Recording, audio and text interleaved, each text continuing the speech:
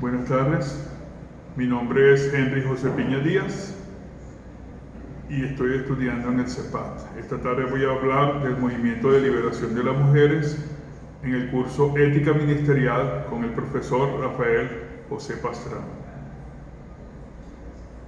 El movimiento de la liberación de las mujeres es parte del relativismo moral que llenó al mundo actual con su filosofía humanista, pero alejada de Dios y sus propósitos. Este movimiento fue una alineación política de la mujer y del intelectualismo feminista a finales de la década del 60 y se extendió hasta la década del 80, sobre todo en los países industrializados del mundo occidental, influyendo en una gran transformación política, intelectual, cultural en todo el mundo. El mismo fue una rama del feminismo radical basada en la filosofía contemporánea y estaba compuesto por mujeres de trasfondo social, racial y culturalmente diversos que plantearon que para que las mujeres dejasen de ser ciudadanas de segunda clase en sus respectivas sociedades, era necesario su libertad económica, psicológica y social. A lo largo de la historia, las mujeres fueron maltratadas, vejadas, tenidas como seres menores sin derechos civiles, cuya única función era la de procrear, educar a los niños y cuidar a su marido. A la mujer no le quedaba más que esperar a casarse antes de que se convirtiera en una solterona. Esto y otras muchas cosas más abonaron el terreno en el que germinó la semilla del deseo de una liberación de todas las cosas establecidas en una sociedad machista.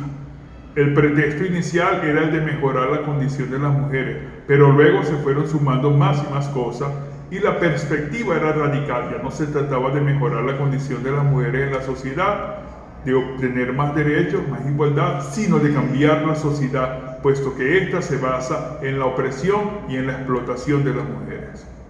Venezuela no fue exenta a la influencia de este movimiento, pues en el país algunas mujeres venían desarrollando una lucha pasiva y cultural para lograr transformaciones de ese sistema aún colonial que hacía con que las mujeres mantuvieran el rol que la sociedad les imponía aún a principios del siglo XX y desde esos tiempos. La mujer ideal era la mujer de la casa, es decir, la que sabía hacer todos los quehaceres del hogar. En 1870 las niñas tuvieron la oportunidad de ingresar al sistema de educación público gratuito. En el 36 se incrementa el número de estudiantes femeninos en la educación superior. En el 47 se gradúan otras mujeres, 97, en diferentes áreas, que representaba el 4% de los egresados universitarios. En 1942 se consigue la modificación de algunos artículos del Código Civil, otorgándole a la mujer el derecho de poder compartir los bienes en el concubinato y la patria potestad de sus hijos. Insistieron en solicitar el derecho al voto, logrando una transformación en el 45, pero el 27 de octubre de 1946 se les concede el derecho a votar para elecciones nacionales por primera vez. En el 58 la mujer se libera aún más y muchas comienzan a usar anticonceptivos. Hubo cambios por doquiera y la Constitución establece la igualdad para todos. La mujer se incorpora más activamente en las universidades, en donde después de un tiempo el 30% de los egresados son mujeres. Fue durante ese periodo, a finales de la década del 60, que llega al país la influencia del movimiento feminista y las mujeres retoman su lucha. En el 69 se crea el Movimiento de Liberación de las Mujeres en Venezuela, primer grupo feminista. El gobierno también forma organizaciones para las mujeres y en 1974 se crea la Comisión Femenina Asesora.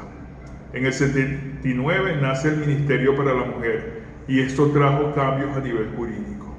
En el 82, se estableció el derecho del patrimonio compartido, se igualó el adulterio de la mujer al del hombre, se declararon los hijos como legales, aunque estos hubiesen nacido fuera del matrimonio, y ahora la mujer no tenía que usar el apellido del esposo si no lo quería.